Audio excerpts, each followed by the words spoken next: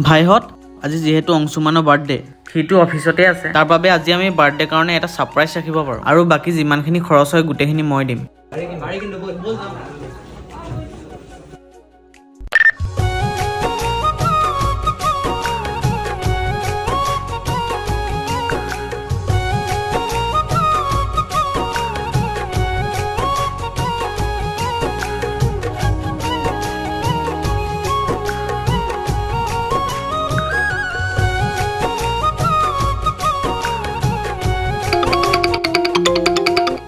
অলপ ৰবি দে কেকটো মই অহা পিছত কাটিম মোৰ ফোন এটা আহিছে